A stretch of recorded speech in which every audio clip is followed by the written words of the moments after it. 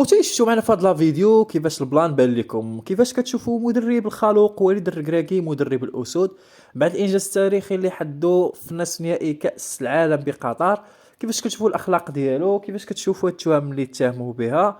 بغينا الاراء ديالكم وبغينا ايضا نعرفوا شنو الراي ديالكم في مستوى المغربي، المستوى ديال المنتخب المغربي، خصوصا بعد مجموعه من المفاجآت الحقيقه اللي هي انكرويابل. شو معنى الاقصاء ديال المنتخب الجزائري بعد الهزيمه التاريخيه ديالو مع المنتخب الموريتاني بواحد زيرو، وايضا شو معنا الصعود بصعوبه بالغه المنتخب المصري اللي تاهل فقط بثلاثه ديال التعادلات.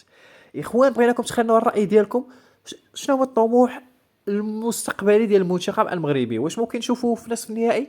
واش ممكن نشوفوه في النهائي؟ واش ايضا ممكن نشوفوا انه يقدر يفوز بالكاس افريقيا بالكوت ديفوار 2024؟